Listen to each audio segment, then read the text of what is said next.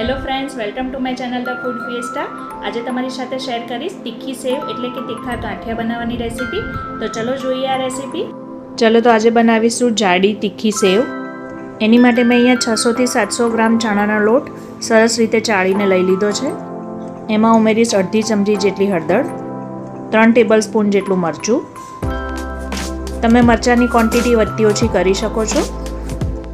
હવે એમાં ઉમેરીશું 1 ચમચી જેટલો અજમો અને સ્વાદ પ્રમાણે મીઠું. અહીંયા 3 ચમચી જેટલું મેં મોણ લીધું છે તેલનું. હવે એ બધું સારી રીતે મિક્સ કરીને અહીંયા આપણે લોટ બાંધવાનો છે.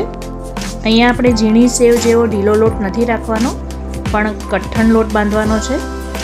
તો થોડું થોડું આપણે પાણી ઉમેરતા જઈશું અને અહીંયા લોટ બાંધી દઈશું. તો અહીંયા સરસ એવો કઠણ લોટ બાંધીને આપણો તૈયાર થઈ ગયો છે. એને થોડું તેલ લગાવી દઈશું. હવે આ લોટને 10 થી 15 મિનિટ માટે આપણે સાઈડમાં મૂકી દઈશું ઢાંકીને. અહીંયા મેં સંચો લીધો છે સેવ પાડવાનો. એને સારી રીતે હું તેલથી ગ્રીસ કરી લઈશ અને પછી એમાં જે આપણે લોટ બાંધ્યો છે એ ભરી દઈશ.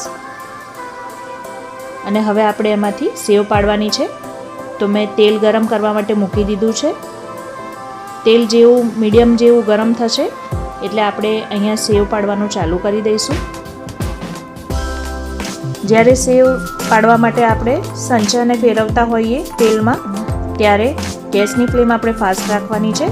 એ પછી આપણે એને મીડિયમ કરી દેવાની છે અને પછી બંને બાજુથી સરસ રીતે આપણે એને ગોલ્ડન બ્રાઉન થાય ત્યાં સુધી તળી લેવાની છે. આ સેવમાં આપણે કોઈ સ્પેશિયલ તેલ અને પાણીનું મિશ્રણ મિક્સ નથી કર્યું. તે છતાં સેવ ખૂબ જ પોચી બી થશે અને બહારથી કડક બી થશે. તો આ રીતે મેં બધી સેવ વારાફરતી તળી લીધી છે. તમે જોઈ શકો છો કે કેટલી બધી સેવ બનીને રેડી થઈ ગઈ છે અને જુઓ આ કેટલી સરસ ક્રિસ્પી પણ બની છે. તો ખૂબ જ ઓછી સામગ્રીમાં આપણે ખૂબ જ ટેસ્ટી એવો નાસ્તો બનાવીને રેડી કરી દીધો છે. Thank you for watching. Please do like, share and subscribe my channel.